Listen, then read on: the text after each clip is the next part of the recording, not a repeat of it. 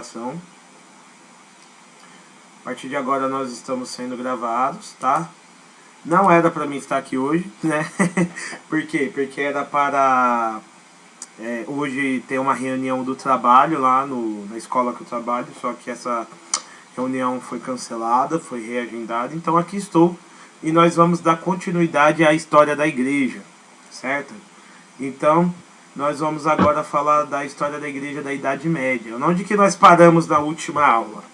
Nós paramos com a queda do Império Romano, né? Pelo menos o Império Romano do Ocidente, o do Oriente continua. Então, o Império Romano ele cai e temos agora um Ocidente, né? A Europa. O que a gente conhece de Europa, né? França, Inglaterra, Espanha. Esses era tudo em território do Império Romano. E o que acontece? Esses territórios eles acabam, né? Esses territórios eles deixam de existir, né? Esses territórios que eram do Império Romano não são mais do Império Romano. Agora você tem novos povos que estão habitando ali, que são chamados de povos bárbaros, né? Nós vamos entender hoje o que significa os povos bárbaros, né? A importância deles para a história da Europa. Então, mas antes, o que iremos tratar na aula de hoje, né? Vamos lá, a igreja é a única que sobrevive ao caos bárbaro. Nós vamos falar do papel dos mosteiros e dos conventos, que vão ser fundamentais para a preservação do cristianismo, certo? Nós vamos falar aqui da conversão dos bárbaros, a gente vai falar do caso de Clovis. Vamos falar de Carlos Magno e sua contribuição para a criação de escolas, né? Vamos falar do cisma que separou a Igreja Católica entre a Igreja Católica do Oriente e Ocidente, né? Vamos falar de um cisma que aconteceu aqui, né? Vamos falar também dos grandes papas, né? Que vão estar durante a Idade Média, né? Vamos falar das catedrais medievais. Vamos falar das ordens mendicantes dos dominicanos e franciscanos. Vamos falar da fundação das universidades. Vamos falar, por fim, da Inquisição, das cruzadas, dos santos medievais, certo? E o fim da Idade Média, né? Então, vamos falar de muita coisa hoje. E essa aqui é uma aula muito importante, porque é aquilo que eu falei na semana passada. Um cristão que não conhece a história da igreja é um cristão ignorante, que vai cair no papinho de pessoas que vão falar que a Igreja Católica fez isso, que a Igreja Católica matou um monte, que a Igreja Católica era aquilo, e a gente vai ver que não era assim, entendeu?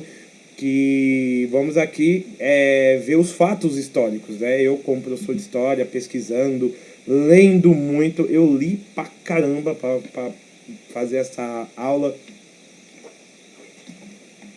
Quais foram os livros que eu li? Eu li todos os livros da história da igreja do Felipe Aquino, cada um deles tem 500 páginas, né? Então eu li 1.500, eu li quase 1.500 páginas de história da igreja. Eu li outras obras de história, li a vida dos santos, todos esses santos que vão aparecer aqui, eu pelo menos li um livro, né? Um livro, sendo ele pequeno ou grande, mas pelo menos um livro de cada santo aqui eu li. Ou se não li o livro, eu fui procurar saber por documentários, eu fiz uma pesquisa aprofundada. Aqui tem um trabalho sério, né, acontecendo. Aqui nós vamos falar agora da Igreja da Idade Média. E a Igreja da Idade Média é uma das... a história da Igreja na Idade Média é uma das mais atacadas que tem, né? Quem aqui nunca falou assim, a Igreja na Idade Média queimava todo mundo que não concordava com ela, né? Quem aqui nunca ouviu falar que a Igreja da Idade Média, por causa da Inquisição, fazia um controle social sobre as pessoas para que elas tivessem medo? Quem aqui nunca ouviu falar, por exemplo, que a igreja medieval ela escondia a Bíblia das pessoas, né? São todas mentiras que são contadas na escola, por exemplo, ou em filmes, né? Todo filme que fala da Idade Média aqueles filmes que tem a câmera já bota um clima escuro, nublado, assim, sabe? já coloca um clima feio, né? Como a Idade Média sendo um lugar de trevas, como a Idade Média sendo um lugar feio, horroroso, onde as pessoas sofriam. E isso é nada. Isso aí não corresponde com a realidade dos fatos, tá bom? Porque na Idade Média a gente vai ter um período de desenvolvimento da sociedade e a construção do que a gente conhece como Ocidente, né? Como a gente, o que a gente conhece como países civilizados, né? Os países que hoje são a França, a Inglaterra, a Alemanha, né, a Itália, eles terão assim sua identidade construída durante esses 1000 anos, né? Serão 1000 anos de Idade Média, né? Arredondando, 1000 anos. Vai começar em 476, né? Com a queda do Império Romano, foi nesse ano que a gente parou a última aula, e vai ir até 1453 com a queda de Constantinopla, né? Que vai ser a capital do Império Bizantino. Então vamos lá. Caiu o Império Romano, certo? O Império Romano cai. O que caracterizava o Império Romano? A ordem, as instituições como o Senado, certo? Os magistrados romanos, toda aquela organização social, um império que durou por mais quase 1000 anos também, o Império Romano. E quando o Império Romano cai, né, todas as instituições do Império Romano elas vão sucumbir com as invasões dos povos germânicos. Os godos, os visigodos, os francos, os alamanos, são todos povos que moravam no norte da Europa, ali na Escandinávia, na Alemanha, na Germânia, né? E eles estavam migrando para o sul, e no sul era onde tinha o Império Romano. Estavam fazendo isso por diversos fatores. Esses fatores eram crise ambiental, né? Eras do gelo que estavam acontecendo ali, estavam atrapalhando eles em relação à agricultura. Estavam acontecendo também, nesta época, outros grupos bárbaros, como os hunos, né? Que perseguiam outros grupos germânicos. Então esses grupos germânicos, para fugirem desses hunos, eles iam se refugiar nas terras do Império Romano. E assim, essas invasões, eles iam saqueando e destruindo as cidades, né? Então, eu vou começar a ler o slide aqui que diz assim: com a queda do Império Romano do Ocidente, 476 d.C., todas as instituições romanas caíram. Não havia mais senado organizado, nem exército, nem ordem social. A única instituição que se preservou de pé foi a Igreja Católica, que com paciência começou a evangelizar os bárbaros. Então a gente tinha episódios de muitas cidades romanas, os prefeitos, os administradores, os governadores eles fugiam. E quem é que segurava a onda e organizava essas cidades agora que o Império Romano não estava mais lá? Era os bispos, né? Os bispos das cidades, eles organizavam as cidades. E vai acontecer então que a igreja ela vai ganhar poderes, não só aqueles poderes religiosos que ela sempre teve, mas os poderes políticos. Você vai ter muitos bispos que vão fazer as vezes de prefeitos, de vereadores, né? E as pessoas estarão com os bispos, né? Elas vão se refugiar na autoridade do bispo, porque a autoridade do bispo é a única autoridade legítima que continua com a queda da civilização romana.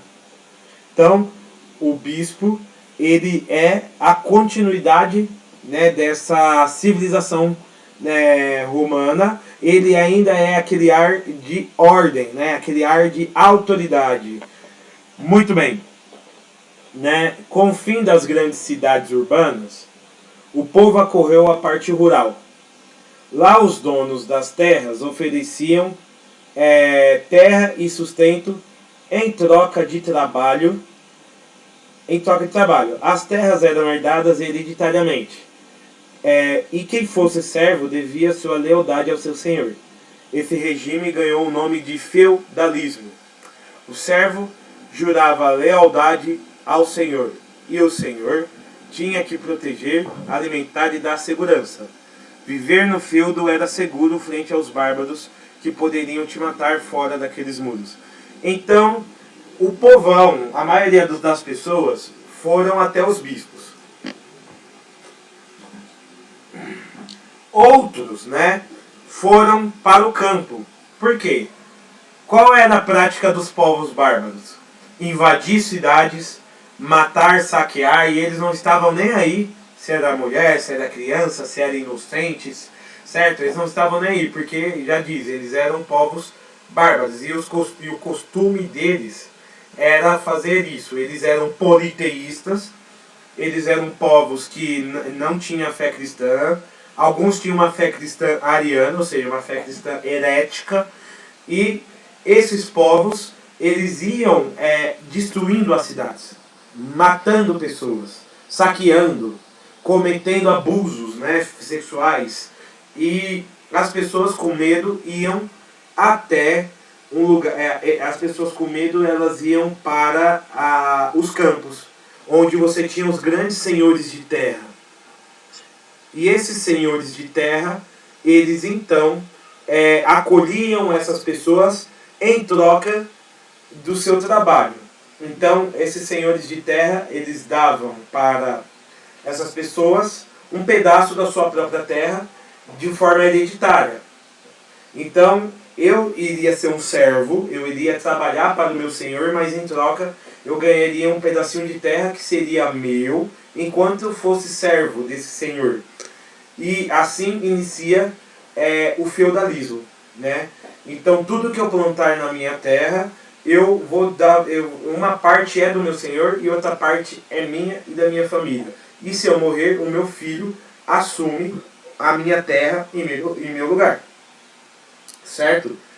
E assim a gente vai ter a Idade Média, que vai ter esse êxodo rural, né? Esse êxodo das cidades para os campos. E nos campos as pessoas vão viver dentro dos muros dos feudos. E assim vai começar a construir aqueles castelos, né, que a gente vê, né, aquele negócio do príncipe, da princesa, né, os castelos assim, né, e cada castelo vai ter as pessoas que vão viver em torno desses castelos, né, para se protegerem em caso de uma guerra, de uma invasão de um povo bárbaro. E as pessoas viviam nos feudos, porque fora dos muros dos feudos você não tinha segurança, não tinha polícia, não tinha, vamos dizer assim, um exército, não tinha mais o exército romano. Então as pessoas tinham que viver dentro desses muros, né? E assim a gente começa esse tempo em que as pessoas vão viver nos feudos e no campo. Muitos desses lugares vão ser feudos administrados por monges, né? Administrados por bispos, né? E assim a gente vai dando continuidade, né? Então, a gente vai começar a ter a fundação das abadias e dos mosteiros, certo? E aqui a gente vai falar do glorioso São Bento. Quem é que nunca ouviu a oração de São Bento, a cruz sagrada, seja a minha luz, né? Não seja o dragão, meu guia, né? Retira de Satanás, nunca me aconselhes coisas vãs, é mal que tu me oferece, bebe tu mesmo teu veneno. Todo mundo já ouviu essa oração? Só um adendo, mãe, você tá me ouvindo? Sim. Opa! Eu não sei o que aconteceu com todo mundo hoje, tá, mãe? Só tá o Renan e a Manu aqui. Depois eu quero que você pesquise. O Arnaldo também, não tá? O Arnaldo tava, só que ele tava na rua, então acho que ele vai chegar em casa e vai entrar, né? O Renan não abre a câmera, né? A Manu tá com a câmera fechada também. Eu vou pedir pra você não fechar a câmera, senão eu fico com a sensação de que eu tô falando com a parede, tá? Isso é muito incômodo. Depois você vê o que aconteceu com o pessoal. Alguém justificou? Entendeu? Até agora é só a Jeane. A Jeane tinha uma reunião de trabalho. Uhum. Vamos torcer pra aula gravar, né? Então continuando. E vai surgir então as famosas abadias e mosteiros, que a gente vê por todos os lugares. Quem aqui nunca viu um mosteiro? Com certeza todos vocês já viram o Mosteiro de São Bento, que fica lá no centro de São Paulo, né? Que é um mosteiro gigantesco, né? Que é um lugar onde as pessoas vão se retirar do mundo, as que têm vocação, é claro, para elas vão se retirar do mundo para viver uma vida de oração dentro de um claustro, né? Ou seja, elas vão se aprisionar. Aí você fala, que loucura, por que as pessoas vão viver presas, né? Mas aí é uma opção, elas vivem presas porque elas vivem presas no Senhor, né? Elas são prisioneiras de Jesus, porque Jesus é o que as torna livres do mundo, né? Do pecado, de tudo aquilo que faz mal. Então é uma vocação, né? É uma vocação bem específica. E o Senhor vai inspirar São Bento, né? São Bento, que é um grande santo do século VI, certo? Ou seja, aqui é 100 anos após a queda do Império Romano. 100 anos após a queda do Império Romano, São Bento ele era um jovem que buscava viver uma vida de eremita. Ou seja, ele sentia no seu coração o chamado para viver, ele sentia no seu coração um chamado para viver uma vida de eremita. E a vocação de eremita era muito comum no tempo da última aula, do século I até o século V. Se você queria ter uma vida religiosa, você tinha que ir para o deserto viver sozinho, certo? O eremita é aquele que se retirava do mundo sozinho no deserto. São Bento fez a mesma coisa. Só que a vida de santidade dele, ele começou a atrair discípulos. Ele não queria discípulos, mas as pessoas iam até ele.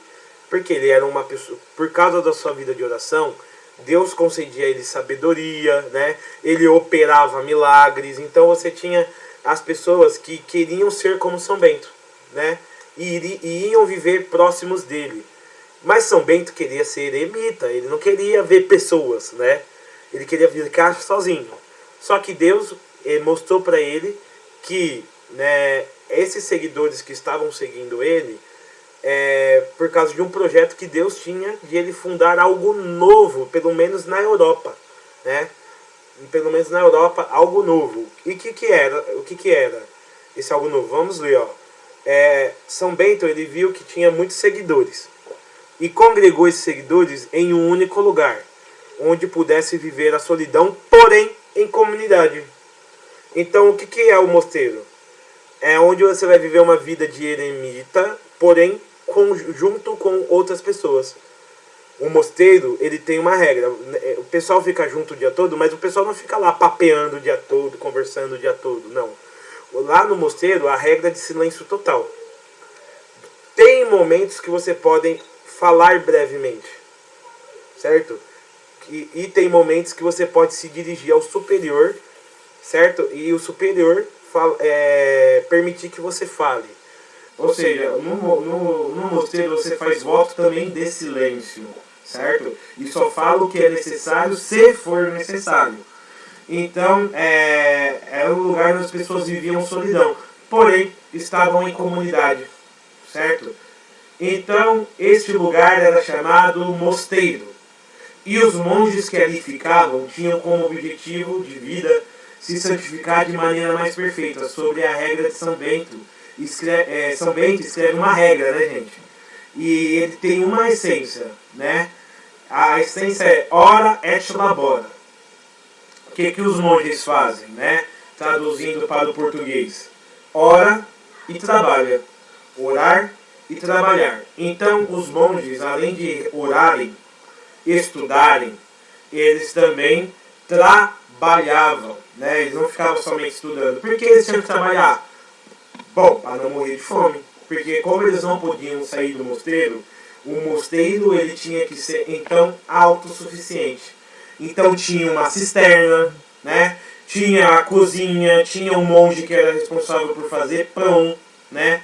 Tinha um monge que era responsável pela portaria, mas também tinha a horta, né? E na horta de mosteiro, eles trabalhavam plantando, né? Plantando alimentos, né? E esses alimentos, além de serem plantados, eles eram colhidos e o que sobrava, eles doavam para os pobres, né? Eles doavam para os pobres. E o que vai acontecer, né? Olha que interessante. Eles oravam e trabalhavam. Os monges não ficavam parados o dia todo. Eles plantavam, eles faziam cervejas, queijos e davam catequese para o povo. O povo ia até os mosteiros, e era uma troca, né? Eu vou falar que é uma troca de amor. Às vezes o povo levava para os monges doação. Às vezes os monges davam para o povo alimento. Mas quando tinha esse contato entre monge e povo, você tinha uma catequização do povo, certo? Então os monges davam catequese para o povo, certo? E como eles davam essa catequese para o povo gostava de ir até os monges, né?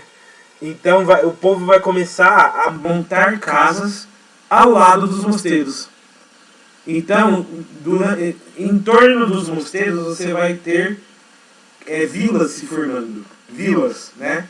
E dentro dessas, e quando tinha alguma invasão, as pessoas corriam para dentro da abadia e os monges, com seus muros fortes, protegiam as pessoas de saques, né? Ou seja, a Igreja Católica, ela protegia as pessoas do pior, de serem saqueados por hordas de vândalos, de bárbaros ou de ladrões, né? Que tinha bastante, né? Naquela época. Então, é a Igreja Católica que mantém de pé um pouco de civilização que existe na Europa nessa época, né? Então, o mais importante que os monges faziam era copiar livros. Então, você tinha os monges copistas, né? E o que acontecia? Você tinha a Bíblia, por exemplo. Como que a gente tem a Bíblia hoje e preservada, com todos os livros? Isso é um milagre, vamos dizer assim. Porque você tem muitas obras literárias da antiguidade que se perderam neste momento. Porque os vândalos, os bárbaros, não sabiam nem ler. Então eles entravam nas bibliotecas, tacavam fogo em tudo. Eles não viam valor naquilo. Então, os monges, os cristãos, os bispos, eles salvaram tudo aquilo que era importante ser salvo. Ou seja, eles salvaram a Bíblia, eles salvaram livros da filosofia, como de Platão, Aristóteles, Sócrates, a filosofia grega, né? Literatura, tudo que eram livros da antiguidade, de valor, eles salvaram. E se guardaram dentro desses mosteiros. E eles faziam cópias desses livros. E essas cópias eram feitas à mão. Então, eles escreviam a Bíblia à mão. À mão. E imagina só, você escrever um livro à mão. De caneta. Uma menina, ela demorou 6 meses e ela bateu o recorde de transcrever a Bíblia na caneta. Ela demorou 6 meses. Imagina na Idade Média, então, que você tinha que escrever no papiro, com a pena de pomba, com tinta. E os livros não eram só escritos, eles eram todos colocados com iluminuras, né? Tinha, assim, os desenhos, né? Então, demorava 4 anos para você copiar uma Bíblia. Então, um dos primeiros mitos, a Igreja Católica escondia a Bíblia. Nem toda a Igreja Católica tinha acesso a uma Bíblia inteira, certo? Nem toda a Igreja Católica tinha acesso a uma Bíblia inteira. Uma Bíblia era uma biblioteca, né? E cada livro era escrito à mão, ok? Cada livro era escrito à mão. E por ser escrito à mão, demorava-se muito. Então, não era fácil você ter uma Bíblia. Uma Bíblia custava quatro, vamos dizer assim, um ano de trabalho de um camponês. Como que o camponês ia ter uma Bíblia? Se ele teria que ficar um ano trabalhando só para pagar essa Bíblia, sem comer, sem beber. Então não tinha como eles terem uma Bíblia. Então não é que a igreja escondia a Bíblia. A Bíblia era algo inacessível mesmo, por conta que era difícil. Então quem é que tinha as Bíblias, né? Os reis, as grandes catedrais, né? E o que as pessoas faziam? Elas ouviam a palavra de Deus, elas escutavam e decoravam, certo?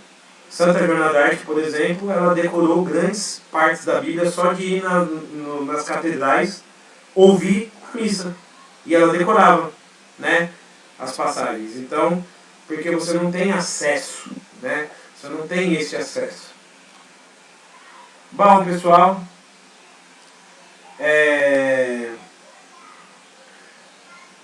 existiam os monges copistas, eles salvaram tudo que hoje conhecemos da filosofia, teologia e artes. O maior cargo do mosteiro era o superior, o abade, que decidia quem entrava e quem saía do mosteiro, certo?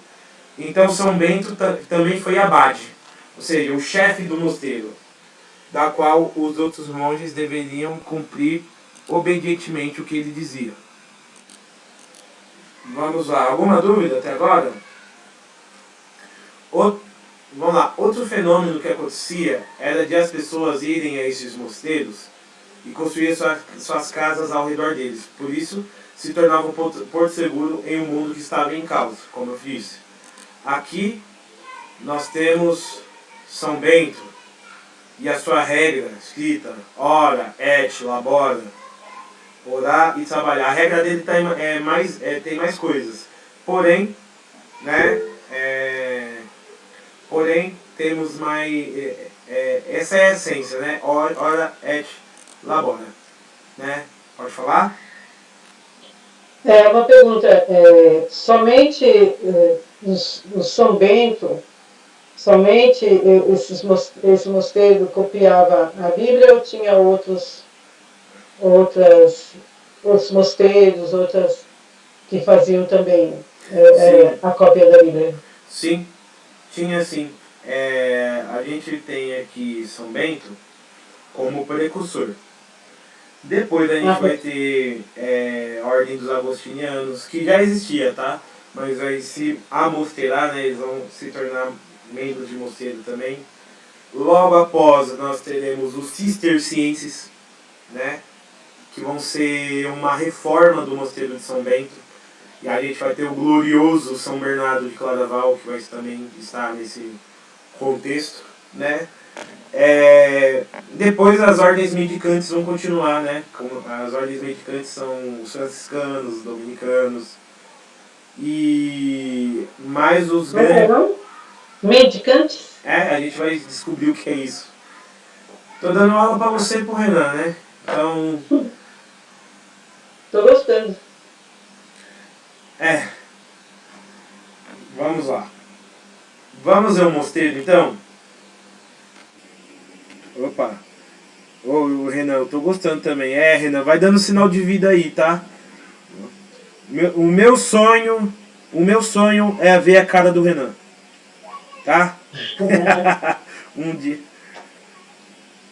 Porque vai que o Renan é uma inteligência artificial, não sei. Vamos lá. Aí, Renan, tudo. Opa! Seja bem-vindo, ó. Vi a cara do Renan aí, ó, viu? Eu não vi não. Vamos lá. Aparece de novo. Aqui, pessoal, é o mosteiro. Aqui, pessoal, é o mosteiro de São Bento, certo? Mosteiro de São Bento. Ó, aqui é o mosteiro reformado, tá? É uma reconstrução. E ele fica num lugar chamado Monte Cassino. Na Segunda Guerra Mundial ele levou bomba, tá? Por isso que teve que reconstruir um novo. Então esse aqui é uma reconstrução. Tentaram manter o aspecto original, mas não é a mesma coisa. Ele levou bomba porque os americanos pensavam que os nazistas estavam escondidos no mosteiro, mas não estavam, né?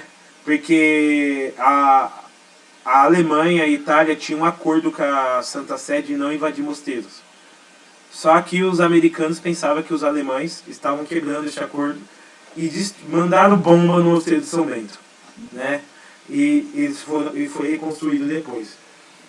Esse aqui é o Monte Cassino na Itália, né? Então esse movimento vai surgir aqui na Itália, ok?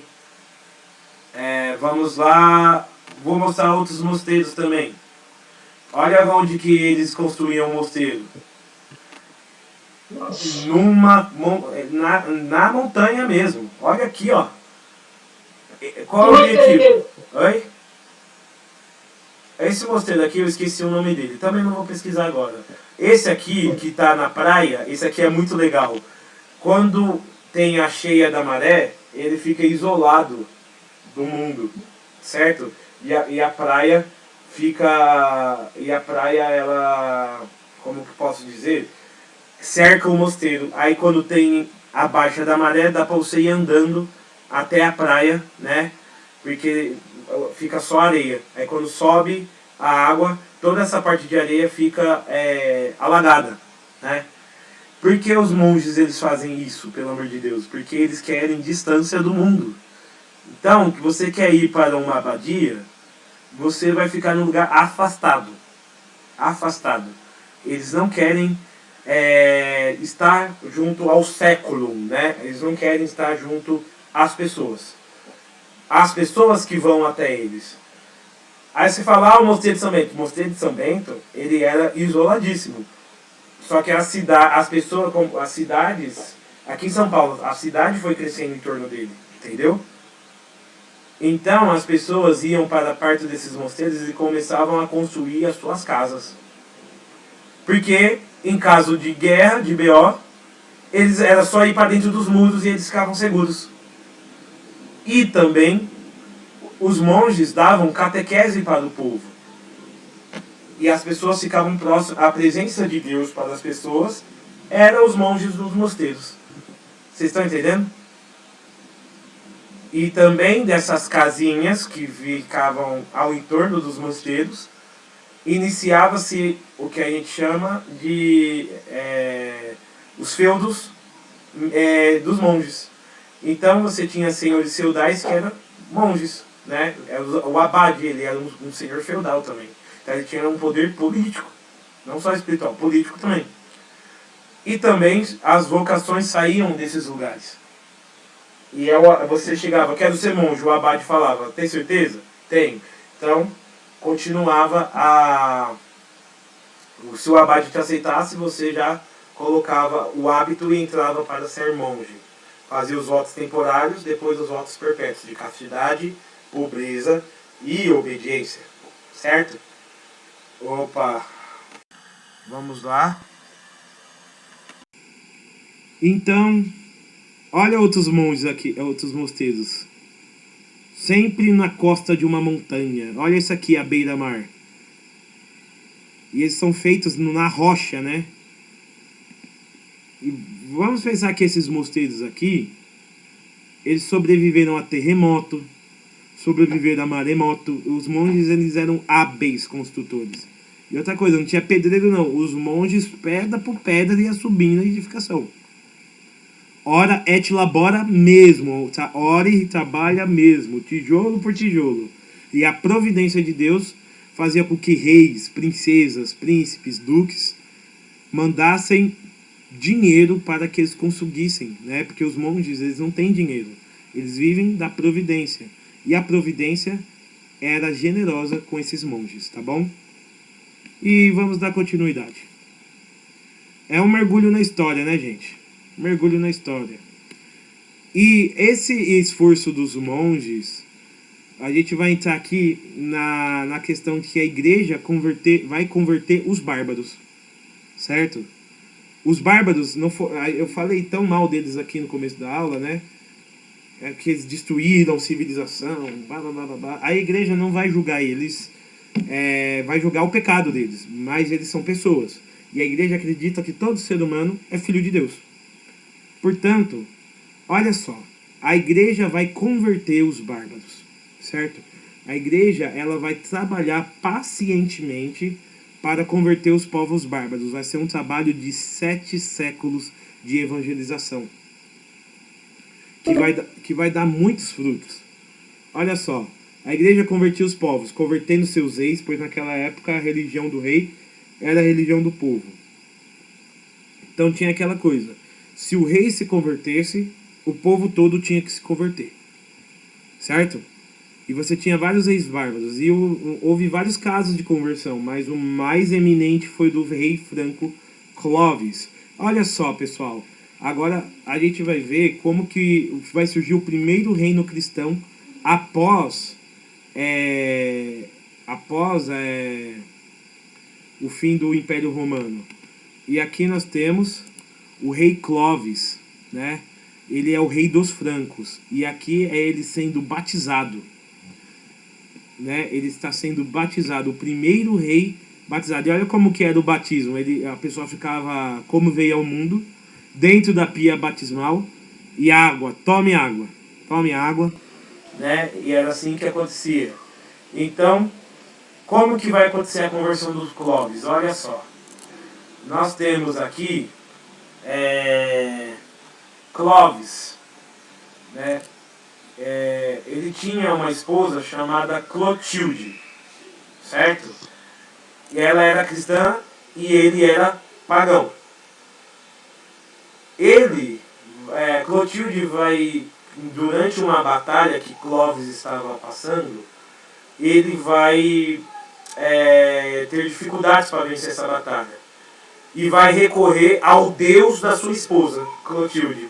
Clotilde também conhecida como Santa Clotilde, tá certo? E ele vai vencer essa batalha, e era uma batalha que ele não tinha como vencer. Ele vai vencer milagrosamente. Então ele vai começar a acreditar no Cristo. Vai ser catequizado e vai pedir o batismo. Quando Clovis ele pede o batismo, ele é batizado na noite de Natal, né? E ele e mais 3.000 soldados dele se batizam, e depois todo o povo vai fazer fila para se batizar, né? Vai fazer fila para ir se batizar. Então Clovis ele vai fundar o que a gente chama de reino, né? Reino da França, né? O França, né? E então a França vai ser a filha primogênita da igreja, como diz o Felipe Aquino e os historiadores dessa época. A França vai ser o primeiro estado cristão, o primeiro reino católico, né? Por quê? Porque a igreja trabalhou na evangelização desses povos. E os descendentes de Clovis, aqui a gente vai dar um pulinho no tempo, tá? Clovis estava no século VIII, tá? Século VIII, certo? Século VIII não. Clovis ele foi batizado no dia 25 de dezembro de 496. Então ele estava no século V, certo? Inclusive ali um pouco perto da época de São Bento. Os Clovis vai morrer, vai deixar os seus descendentes. Um desses descendentes dele vai ser Pepino o Breve, que vai conquistar a Itália dos Lombardos e fazer um acordo com a Santa Sé. E o filho de Pepino Breve vai se chamar Carlos Magno, certo? Carlos Magno, ele vai ser o continuador de Pepino Breve. Então os antepassados de Carlos Magno, como a gente falou, o Pepino Breve, ele venceu uma batalha chamada Batalha de Tours. Foi uma batalha que derrotou os lombardos e toda aquela região do centro da Itália, né, que estava dos lombardos, ele doou para o Papa. E assim se iniciou o que a gente vai chamar de Estados Pontifícios. Então o Papa também, ele era não só o chefe da igreja, mas ele também era um chefe de Estado. O Papa ele era um chefe de governo, um chefe de Estado. Certo? Nessa época, igreja e Estado são a mesma coisa. A igreja, isso é importante, porque quando a gente for falar da Inquisição, é bom que vocês tenham isso em mente. A igreja, ela tem o poder, ela escolhe, ela coroa os reis, e o Estado coloca a heresia e o pecado como um crime punido pelo Estado. Certo? Por quê? Porque a gente está vivendo numa época chamada de cristandade. Ou seja, aqui a gente está vendo uma conversão generalizada ao cristianismo. E não ser cristão é uma coisa incompreensível. Como a pessoa não é cristã? Como assim? Não é que nem hoje que a gente tem várias religiões, que a gente vive num estado laico, né? Não. Que o Estado é um Estado confessional, onde 99,9% das pessoas são católicas. Você tem os judeus também, que são permitidos em alguns lugares. Mas, tipo assim, tirando isso, é crime não ser cristão, né? E não tem por que você não ser cristão. Tanto que os próprios hereges, eles não estão negando o cristianismo. Eles acreditam que você tem que ser cristão, mas tem que ser cristão seguindo uma visão errada. Uma visão errada de cristianismo, mas não negando o cristianismo. Então o cristianismo, ele é a regra. Certo? Ele é a regra.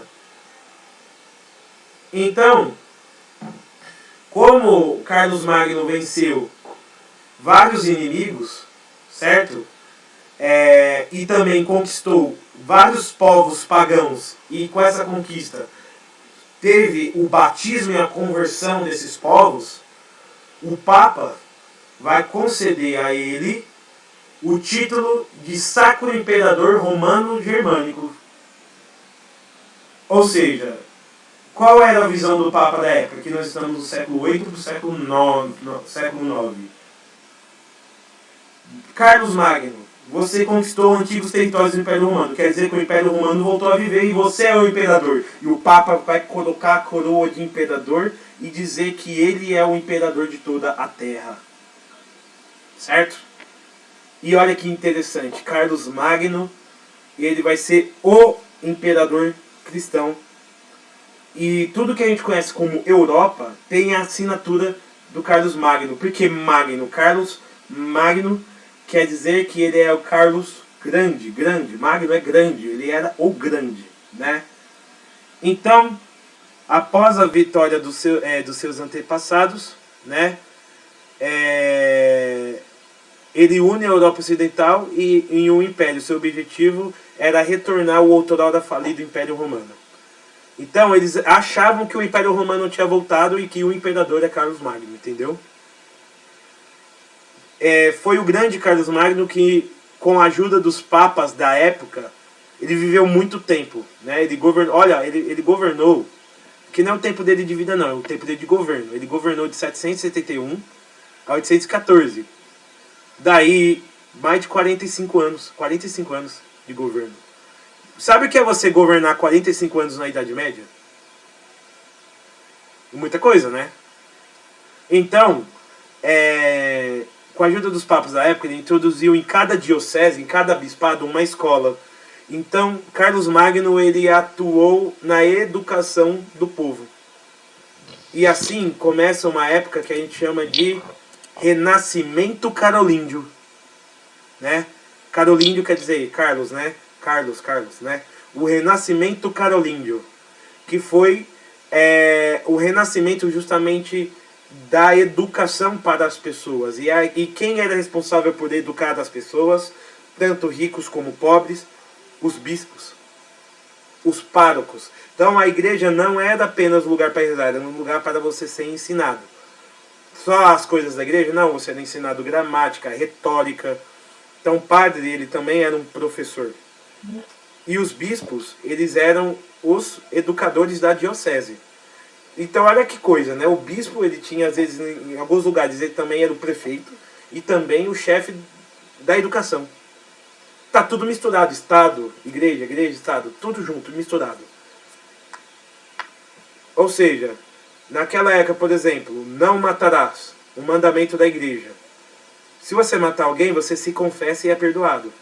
Só que naquela época, o pecado, você poderia ser perdoado pelo pecado, mas você iria ser julgado também pelo governo civil, pelo seu pecado. Então, tinha tudo isso, certo? O governo civil atuava seguindo as leis da igreja, e as leis da igreja atuavam como um governo civil. Então estava tudo misturado. Oi, mãe. Então, a confissão era uma coisa bem difícil, porque se fosse se confessar já ficaria até preso. Não é, também não é assim. Tô falando para os crimes que são públicos, né? Sim. Públicos, né? Claro, o segredo de confissão aqui existe, o que você confessar vai ficar culpado, tá? Só que assim, Como é que era isso? Oi? Como é que era isso?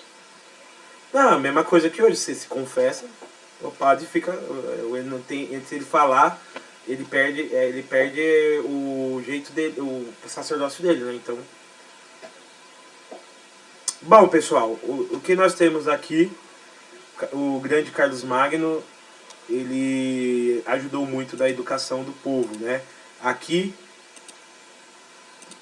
para vocês verem, Carlos Magno sentado no trono real com o seu cetro, sua coroa. E vamos, olha essa imagem, aqui nós temos os cavaleiros, à sua esquerda, à sua direita tá quem? O bispo, né? Nós temos um diácono segurando o livro e um monge segurando o livro junto com o diácono. Essa imagem diz que Carlos Magno ele governava com a igreja e com a nobreza. Carlos Magno ele foi o maior imperador cristão. Não o mais santo, tá? Porque santo ele vai cometer vários, vamos dizer, abusos, né? Ele vai matar muita gente, essas coisas, mas o que ele fez pela igreja foi inegável, inegável. Ele deu vida para a igreja e ele deu para a igreja a possibilidade da igreja reinar, né? Da igreja reinar junto com ele. Ele não foi assim, eu sou o rei e o Papa me atrapalha. Não, ele reconhece o Papa como chefe da igreja e o Papa reconhece ele como chefe da Europa. Olha que interessante. Igreja e Estado, ambos juntos, pelo bem maior, certo? E Carlos Magno, ele uniu a Europa. E fez a Europa reconhecer a igreja como autoridade soberana. E uma curiosidade sobre Carlos Magno é que ele não sabia ler nem escrever. Foi o que fez mais pela educação. Mas ele não sabia ler nem escrever. O seu livro de cabeceira, eu li isso no livro do Felipe Aquino, era Cidade de Deus de Santo Agostinho.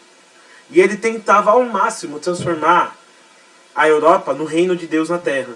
Conforme Santo Agostinho diz na Cidade de Deus. Só que como ser humano, ele errou muito, né? Alguma dúvida, pessoal? Algum comentário? Antes de a gente trocar de sala? Ô Felipe, então Carlos Magno, ele foi um grande tipo rei, né? Uhum. Mas e o Papa da época era quem? Você sabe? Ah, teve vários papas na época. Se lembra, ele foi longevo, né? É. Agora eu E não foi vou me mais lembrar, precisão. eu não vou me lembrar do nome dos papas, tá? Sim. Mas sempre acho que teve o Papa Leão alguma coisa, né? Não sei se é o do primeiro, o quinto, o terceiro, o quarto. Sempre tem os papas da época. E todos eles agradeciam muito a Carlos Magno por ele reconhecer a autoridade da igreja, né? Coisa que não vai acontecer mais pra frente, como a gente vai ver. Vamos trocar de sala então? Renan, tá tudo bem? Vamos ver se a inteligência artificial me responde. Tá tudo bem, Renan? Faz um joinha aí, mostra que você tá vivo, tá acompanhando a gente. Né? Então, pessoal, É daqui a pouco. vamos trocar de sala, tá? Vamos trocar de sala.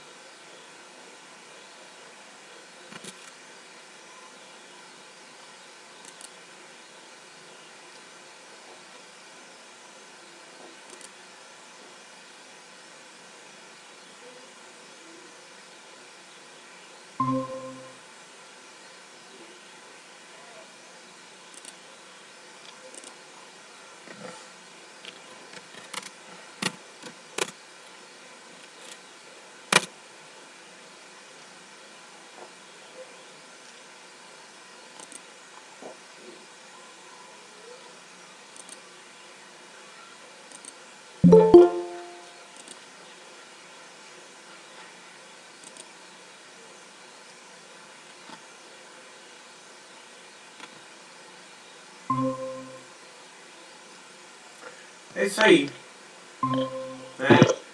Continuando, continuando, nós vamos então agora falar, mudar o assunto sobre o cisma do Oriente, né? É complicada a relação entre Oriente e Ocidente. Primeiro, contexto. O Império Romano do Ocidente caiu em 476, como a gente falou. O do Oriente continuou e se tornou o que a gente conhece hoje como Império Bizantino. Império Bizantino. Continuou tendo seus imperadores, era um império cristão, e a igreja do Oriente e do Ocidente era uma só. A igreja de Constantinopla, que é a sede, né, era uma só. Então deixa eu voltar aqui a apresentação, né, do slide. Olha essa imagem aqui, cisma do Oriente, né? O Papa em Roma e o Patriarca de Constantinopla e esse racha aqui no meio, ó. Né? É uma página triste da história da igreja, triste, certo? Espera aí, deixa eu tirar aqui. É uma página triste da história da igreja. E o imperador em Constantinopla, ele queria mandar na igreja. Ele queria ter poderes maiores que o do Papa, certo? Então, ele queria ter poderes maiores que o do Papa. E o fato de um imperador querer ter mais poder que um Papa, também ser o chefe da igreja, nós chamamos o termo técnico de Césaropapismo. Césaropapismo. Que o César, ou seja, o imperador, também quer ser o Papa. Certo? E o fato disso acontecer, de o César querer ser o Papa, atrapalhou muito a autoridade do Papa na Igreja do Oriente. Ao mesmo tempo, várias heresias vão começar a acontecer na Igreja do Oriente. Como a iconoclastia, quando os imperadores do Império Romano do Oriente vão começar a achar que ter imagens é errado e vão começar a quebrar as imagens.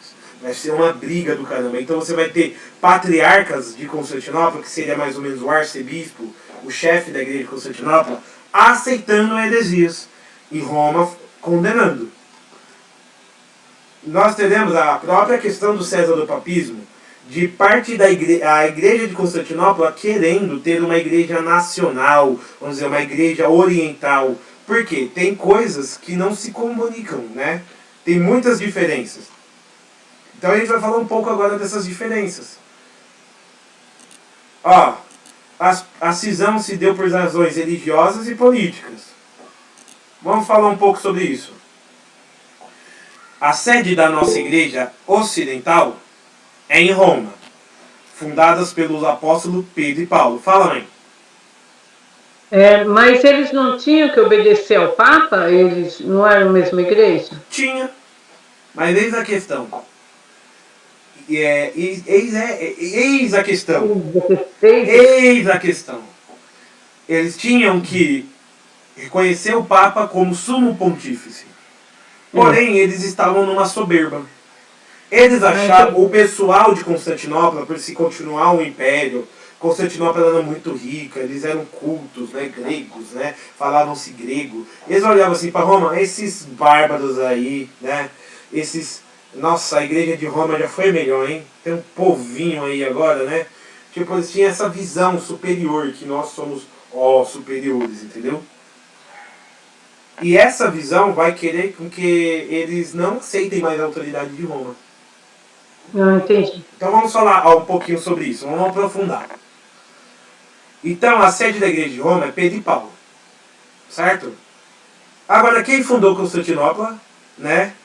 Constantinopla era uma cidade sem importância. Até que o imperador Constantino, que a gente viu na aula passada, criou essa cidade, certo? Mudou a sua corte para lá e pronto, Constantinopla virou o ápice, certo? Virou o ápice. Os Estados Unidos de hoje. Em Roma se fala latim, que é a língua oficial da igreja.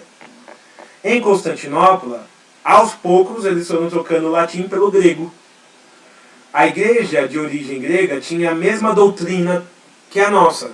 Ou seja, a igreja grega oriental e a latina ocidental é a mesma doutrina. 7 sacramentos, intercessão dos santos, reconhece uma reconhece a outra como apostólica, que vem dos apóstolos. Somos irmãos, certo? Mas as disciplinas e exterioridades eram diferentes, como por exemplo, vamos falar um pouquinho sobre as diferenças. Por exemplo, as diferenças. O clero romano é totalmente celibatário. Nessa época, na Idade Média, você poderia ter homens casados que tornariam-se padres na Igreja Latina, mas não era recomendável, então a maioria dos padres eram celibatários.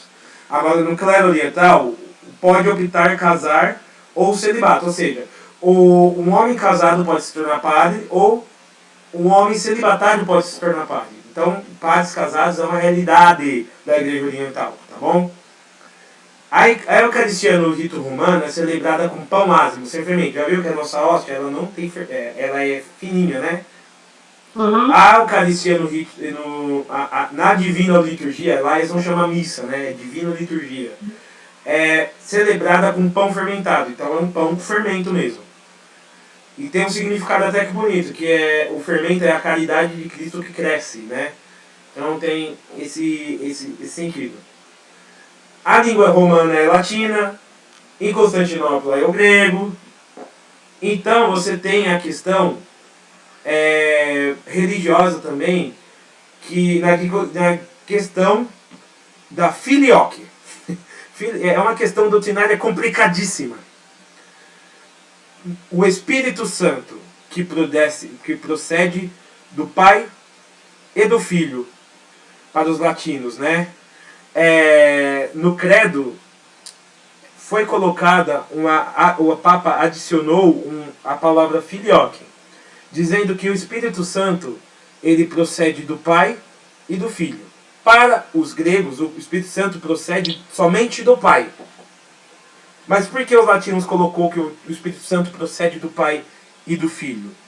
É por conta para valorizar que a humanidade de Jesus procede do Pai e do Filho, certo? Significa que se Jesus ele é Deus, ele é verdadeiro Deus, verdadeiro homem, e a sua humanidade procede do Pai, sua humanidade ela procede do Pai e do Filho, e também o Espírito Santo é o resultado do amor do Pai e do Filho, mas colocando a humanidade de Cristo nessa equação. Se vocês não entenderam, não queiram entender, tá? Não agora, não neste momento. Ou seja, para os gregos,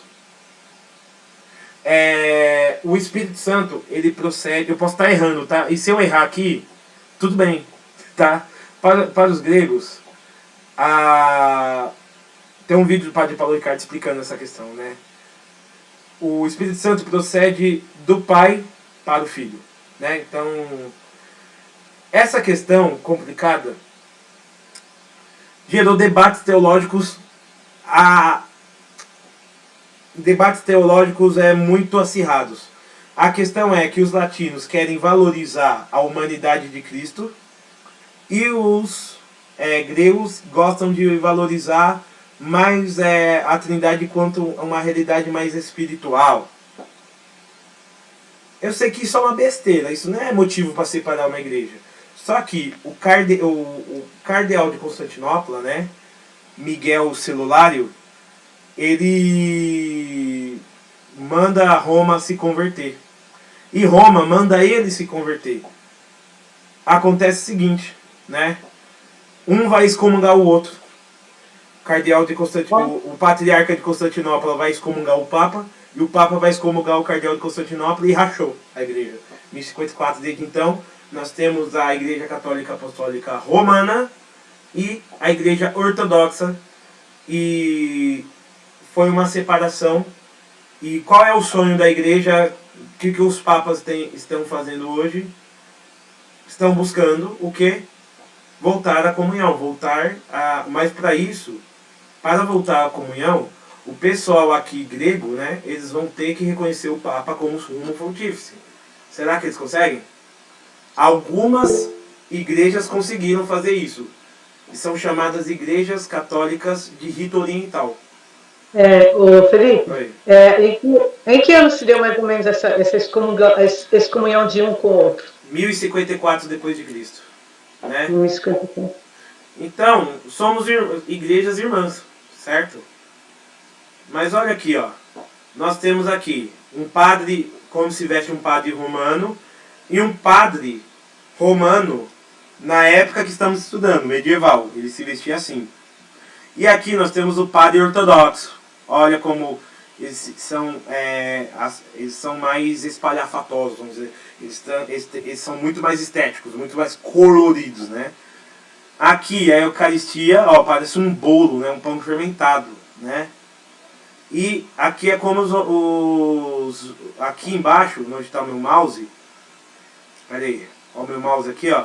Aqui nós temos o rito romano na forma extraordinária, que é com o padre virado de costas para o povo, né? Frente de Deus de costas para o povo. E aqui o rito que nós celebramos hoje, que é o padre virado para o povo, né? Então algumas diferenças, só para ilustrar aqui o que a gente está falando. Vamos lá. Alguns papas... Oi? A confissão deles é o mesmo valor que a nossa? Tem, tudo igual. Só que temos algumas regras que Roma nos coloca. Todos os papas, eles são, como eu posso dizer, o Papa falou que os sacramentos deles são válidos, mas que nós, como latinos, não podemos frequentar igrejas de rito ortodoxo, a não ser que essas igrejas orientais tenham comunhão com Roma. Então a gente tem aqui na Paraíso a Igreja Católica Grego-Melquita, que está em comunhão com Roma, então a gente pode frequentar a Divina Liturgia de lá. Só que se a gente fosse para uma igreja ortodoxa, por exemplo, a russa, ou a comunhão bizantina, apesar dos sacramentos deles serem válidos, a gente é proibido, por lei canônica, de frequentar esses lugares, a não ser por emergência. Você está lá no meio do Cazaquistão e só tem uma igreja ortodoxa. Você vai, entendeu? Não tem nenhuma romana, latina, então você vai. Grandes papas, né? São Gregório Magno era prefeito de Roma e se tornou monge. Depois diácono, foi eleito papa e por sua intercessão e pastoreio, o povo de Roma foi curado da peste. Alimentava os pobres, era um pai espiritual a todos. Foi inspirador do canto gregoriano. Então, Gregório Magno foi um grande papa da época, que reformou o Vaticano, a Roma, né? Era conhecido como o grande pai dos pobres, e o canto gregoriano, aquele que a gente escuta, que é em latim, bonitinho, né? Foi fundado por ele, né? Inspirado, né, nele. São Nicolau, aqui eu peguei os bons, né? Os santos, né? Teve uns que é ruim também, mas aqui eu quero falar dos bons, né? Grande defensor da autoridade da igreja sobre o poder secular. Consolidou para o mundo... Ó, esses aqui, São Nicolau viveu na época de Carlos Magno, tá? Consolidou para o mundo o poder papal. E que esse não se sujeitava a ninguém. Então, São Nicolau, ele disse o seguinte: eu sou o Papa, e o Papa, ele é, então, chefe de todos, não só de todos os católicos, mas de todos os homens. Todos os homens são submetidos ao Romano Pontífice, certo? E ele foi assim que surgiu a teocracia medieval, que, que institui o Papa, não que isso é inventado por ele, mas institui uma coisa que sempre foi crida desde os apóstolos, que o bispo de Roma ele é a autoridade máxima na terra, certo? Então, qual é o homem que tem autoridade máxima no mundo hoje? Chama-se Papa Francisco, certo? Não só uma autoridade espiritual, autoridade política, tudo. Papa que ele é a autoridade máxima. São Gregório VII, ele fez a reforma gregoriana. Aqui colocou ordem na simonia. A simonia era os padres e bispos que vendiam cargos na igreja em troca de dinheiro. Ah, meu filho quer ser padre. Ah, 5 mil reais. Aí, meu filho quer ser cardeal. Opa, aí é 20 mil. Entendeu? Então, tinha essas coisas, né? De vender as coisas sagradas para ter lucro. Então, o nome disso é simonia. Ele acabou com a simonia, pelo menos da época dele. Ok? Tinha um imperador da época, que era um dos sucessores de Carlos Magno, que era Henrique IV, que ele excomungou porque ele queria tomar o poder da igreja para ele. Na Alemanha, né? Onde que a gente fala hoje, né? E esse imperador, olha só, ele se humilhou e pediu perdão diante do Papa, fazendo penitência. Certo? Mas esse mesmo imperador, ele voltou atrás da sua penitência, depôs o Papa, né, exilou ele na ilha de Salermo. E ele morreu em decorrência de maus tratos. Então por isso é considerado um Papa mártir. E a última coisa que ele disse foi: amei a justiça, odiei a iniquidade, por isso eu morro no exílio. Certo? 3 grandes papas medievais, tá? E aqui, o único que foi Marte foi esse Papa? Da Idade Média, sim. Aqui, ó, São Gregório Magno, né? Aqui São Nicolau, né? Que a gente falou. E aqui, Papai Noel? E aqui são... Não é o São Nicolau... Não é esse, tá? Não é o Papai não. São Gregório VII. Vamos correr um pouquinho que o tempo está acabando. As catedrais medievais. As catedrais medievais são grandes edificações que serão construídas pelo povo, pela igreja, pelos nobres. As catedrais, as igrejas medievais, vamos colocar em questão que as igrejas elas eram, como que eu posso dizer, lugares onde quem sabia ler e quem não sabia ler estava junto. 90% das populações não sabiam ler na Idade Média. Então, as catedrais elas foram escritas como bíblias em pedra, né? Para quê? Para que as pessoas que não soubessem ler, pudessem ver o que é a glória das escrituras e a glória da tradição, a glória do magistério colocada de uma maneira visível. Então, elas são, como é para Deus e tudo que a gente faz para Deus é magnífico, é magnânimo, elas são gigantescas, imponentes, gloriosas. Então, nas suas paredes eram pintadas as passagens bíblicas e da história dos santos. A acústica se você for numa catedral medieval, você dá um grito, dá para ouvir em toda a igreja, porque ela é feita de uma forma que a acústica fique muito boa, né? E assim cantava-se os cantos gregorianos, né? E cantando os cantos gregorianos, fazia-se então aquele som, parecia que eram os anjos cantando, entendeu? Parecia que eram os anjos cantando. Então vamos lá, vamos ver algumas catedrais medievais. Né? Momento tour, né? Aqui, olha como que era bonita, né? Olha as torres. Por que tem essas torres? Elas apontam para o céu, dizendo que o céu é o nosso lugar, entendeu? Então, nós estamos na terra e o céu é o nosso lugar. Pode perceber que as igrejas são cinzentas, mas por dentro elas são coloridas. Por quê? Porque por fora, aqui diz que a verdadeira beleza, ela é a beleza interior, certo? Olha que catedral bonita, né? Olha essa aqui. Nossa, que linda. Todas elas na Europa. Todas essas construídas na Idade Média, hein? O pessoal fala que é a Idade das Trevas. Você acha que alguém na Idade das Trevas constrói uma coisa tão bonita assim? Olha essa aqui. Nossa. Esse aqui é o estilo gótico, tá? Uhum. Olha Enorme. como... Demorava muitos anos para construir ela, né? Por fora são lindas, porém cinzentas. E olha como que elas são por dentro. Uau. Olha. Olha como é abobodado aqui. Olha, segue o mouse, ó. Aqui ficava o coro, as pessoas ficavam aqui cantando aqui em cima, né? Parecia os anjos, né? E como a acústica era maravilhosa. Vamos lembrar que não tinha microfone, tá, gente? Então a igreja tinha que ser construída para dar som, né? Olha essa aqui. Vocês estão vendo? Tô vendo. Olha os vitrais. Certo? Lindas. Bom, ordens mendicantes. A gente falou dos mosteiros, né? Onde as pessoas... Aqui, ó, São Francisco e São Domingos. Um apertando a mão do outro, né? As ordens mendicantes, elas vão surgir como uma necessidade da igreja da época. Qual é a necessidade da igreja da época?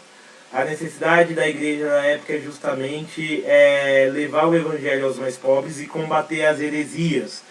E os melhores pregadores, eles estavam presos dentro de mosteiros. Então, a solução da igreja... não é que a igreja planejou isso. Deus foi colocando no coração de pessoas a necessidade de criar ordens de pessoas de vida religiosa, que vivem a castidade, a pobreza e a obediência, mas que não ficassem enclausuradas, mas que elas fossem a caminho, né? Então vamos lá. A ordem franciscana foi a primeira. Foi fundada no século XII por São Francisco de Assis. Francisco, ele era um cavaleiro de família rica. Ele sente o chamado de Cristo ao ver uma igreja abandonada, né? E ele vê a voz de Cristo dizendo: Francisco, vai e reconstrói a minha igreja. Ele larga tudo para viver a pobreza, certo? E ele é muito perseguido pelo seu pai, né? Que fala: eu te paguei tudo, até essa roupa que está no seu corpo foi eu que paguei. Então ele tira a roupa e sai pelado por aí, porque ele se desprende de tudo, né? E ele vai ver no pobre a figura de nosso Senhor Jesus Cristo. O seu exemplo, ele vai atrair muitos seguidores, né? Que vão despojar de tudo e vão viver os conselhos da caridade, da pobreza e obediência.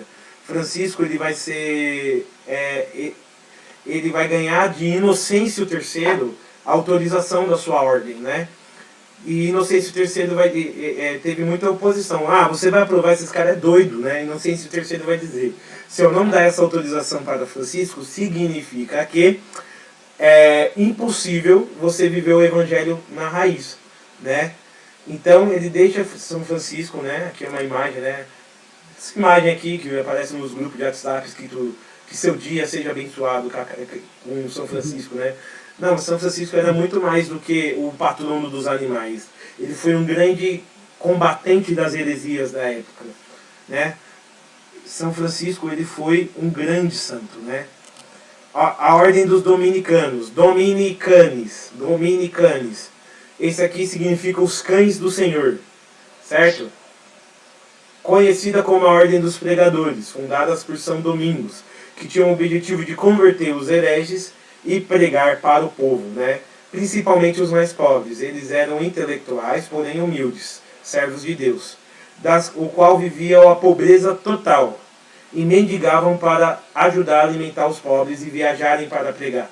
Então a ordem dos dominicanos, ela foi a ordem fundada por São Domingos para pregar o evangelho e converter os hereges. Mas porque tanto os franciscanos e os dominicanos são chamados de mendicantes? Eles pregavam e pediam esmolas, né? Para o quê? Para ajudar os pobres e para que eles pudessem ter o trabalho missionário deles de pregar. Certo? Então, o que eles se denominavam cães do Senhor mesmo? Para guardar a... Porque os cães do Senhor, sabe? como o cão ele faz tudo que o seu dono pede, assim eles fazem tudo que o Senhor pede. Eles são os cães do Senhor. Obedientes, né? Uhum. Vamos lá, né? Foi a época também que a igreja criou as universidades, certo? Onde que as pessoas iam aprender? Desde Carlos Magno, eles iam aprender com os bispos, que eram as escolas catedráticas. E com o tempo, muitos reis queriam controlar essas escolas para eles. A igreja, para não deixar a educação na mão de reis que poderiam usar elas para o que fosse da vontade da cabeça deles, a igreja decide universalizar o ensino. Universidade, universalização do ensino. Criando centros onde você teria mestres, onde os discípulos iam atrás desse mestre estudar. Né? Então, nós temos aqui a igreja, né, os principais mestres das universidades, os principais cursos, né, era de medicina, direito e teologia, né? Então, os principais professores das universidades eram os franciscanos e os dominicanos. E alguns deles são santos, como Santo Alberto Magno, o grandioso Santo Tomás de Aquino, o São Boaventura, o Beato Danzis Couto, certo? E se estudavam o trivium e o quadrivium, que eram disciplinas obrigatórias, né? Aprender música, matemática, filosofia, né? Geometria. E aí você estudava as artes liberais, estudava teologia, direito, medicina. E o que eu falo aqui, mentem quem diz que a igreja é inimiga da razão. Se a igreja fosse inimiga da razão, da ciência, ela ia fundar a universidade onde a razão e a ciência elas estão sendo construídas. Pois foi da universidade, né, que foi a difusora da ciência, até os dias de hoje é a universidade que é a difusora da ciência, e quem criou a universidade foi a Santa Igreja Católica, né, para dizer que a idade média é a idade das trevas. Trevas está na cabeça de quem pensa assim, né. Olha a universidade medieval, aqui é uma das universidades medievais, e aqui, pessoal, o mestre ensina os discípulos, certo? E o mestre que ensina os discípulos, ele é uma pessoa que vai ler os livros. A gente sabe que os livros não são tão difundidos, então o mestre ele vai ser o cara que tem o livro. E o que você vai fazer? Como que o estudante tinha? Ele tinha que sentar na frente do mestre, ouvir e anota, vai anotando. Né? E vai decorando, anotando e decorando. Então, você que estuda hoje com celularzinho e PowerPoint, você não sabe de nada, inocente. Você tinha. O pessoal aqui era. Foi a época também das cruzadas, né? Com o crescimento do islamismo, o islamismo ele toma territórios do Império Bizantino e uma desses territórios era os territórios cristãos. Os árabes, eles tomaram esses territórios, né? Os árabes deixavam os cristãos judeus, toleravam eles. Só que outros tipos de muçulmanos, guerreando por muçulmanos, tomaram os territórios da Terra Santa, que eram os turcos. Esses perseguiam e matavam, escravizavam cristãos, judeus, que estavam ali na Terra Santa. Peregrinos que saíam da Europa para ir à Terra Santa eram saqueados, mortos, escravizados, sobreviventes chegavam na Europa e contavam as notícias. As notícias que os lugares santos estavam sendo profanados chegou até o Papa. O Papa, então, vai mandar convocar a cruzada, né? E as cruzadas, elas eram o quê? Uma peregrinação armada com o objetivo de reconquistar a Terra Santa, que foi tomada pelos islâmicos. Então, as cruzadas são uma guerra de reconquista. Que o pessoal fica falando que as cruzadas era o Papa querendo conquistar os islâmicos, né? Os islâmicos que tomaram as terras santas, né? Então, o povo vai se armar, vai ter uma primeira cruzada frustrada, que é a cruzada liderada por um homem chamado Pedro Eremita, que ele vai com criança, velho, mendigo, vão ser massacrados. E depois vai ter as cruzadas dos reis, né? A primeira cruzada dos reis, ela vai tomar em 1098 a cidade de Jerusalém e estabelecer o reino latino de Jerusalém, ok? Só que era muito difícil você manter esse reino.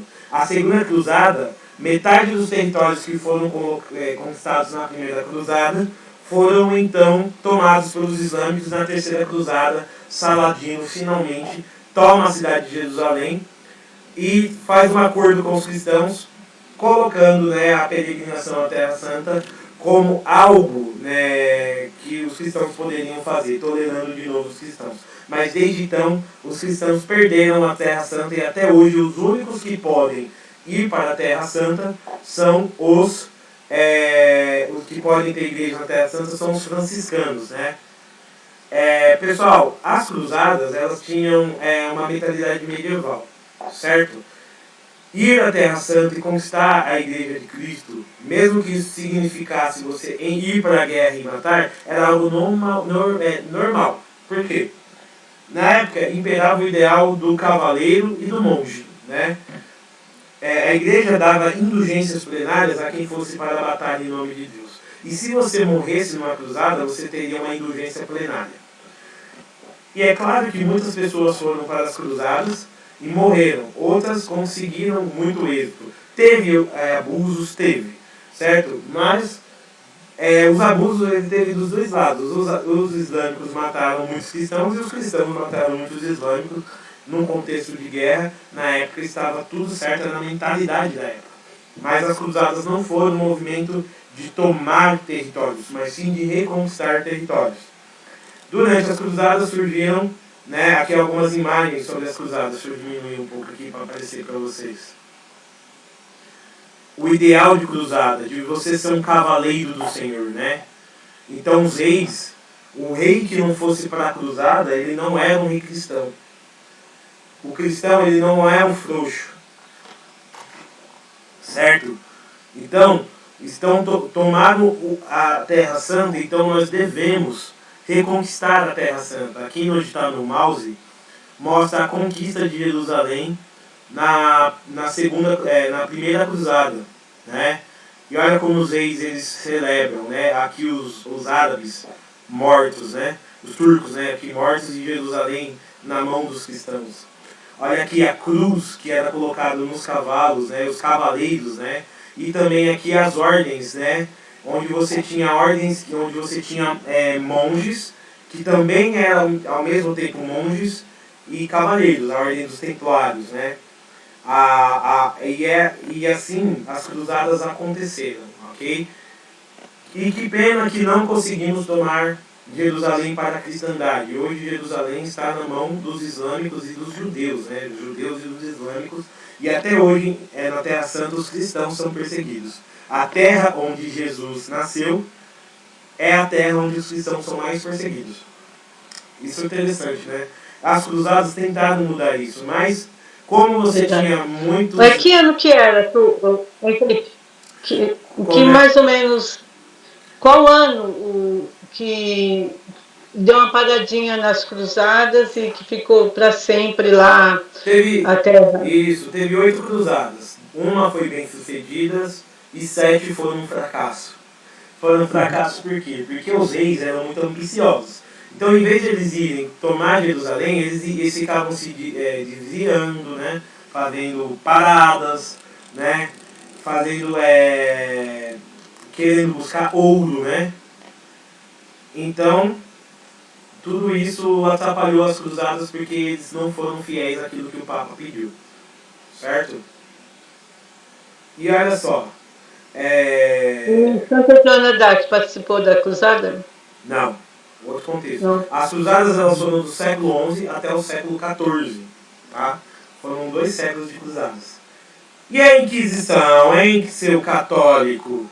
E a Inquisição, né? Não é hoje não, né? Oi?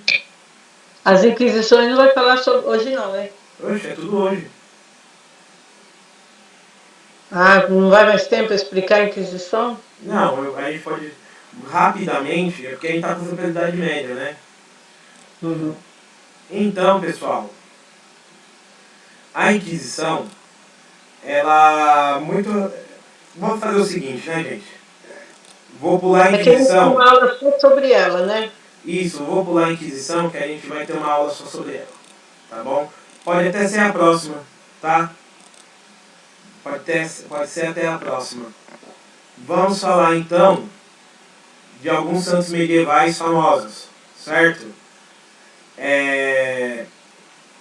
Alguns santos medievais famosos.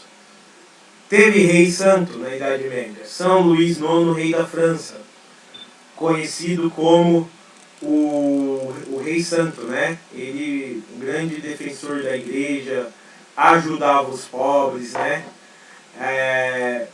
Santo Antônio de Pádua, que o pessoal fala que é santo casamenteiro, né? Pelo amor de Deus, né, gente? Santo Antônio, ele foi um grande doutor da igreja, né? Que ajudava a converter os hereges, certo? Santa Idelgarda, doutora da igreja, médica, abadesa, né? Então também teve, e era também doutora da igreja, tá bom? Santa Idelgarda de Bingen, certo? Santo Tomás de Aquino, o maior intelectual e filósofo da história da humanidade. Professor, eu sou um tomista, eu sou suspeito para falar, né? Conhecido como Doutor Angélico. A doutrina dele sobre os anjos é a mais bem feita da história da igreja. Ok? A Idade Média ela vai ter o seu fim em 1453, com a queda de Constantinopla, certo? E quando eu for falar sobre a história da igreja contemporânea, eu vou começar desse ponto dizendo, sabe dizendo a importância da queda de Constantinopla e por que isso é um marco do fim da Idade Média, né? A Constantinopla que era a sede da igreja bizantina, né? E tudo isso a gente vai dar continuidade em outra aula sobre a história da igreja contemporânea, que talvez não vai ser a próxima, que a próxima eu vou falar sobre a Inquisição, certo? Uma aula só sobre a Inquisição, que é algo que as pessoas atacam muito a igreja, tá?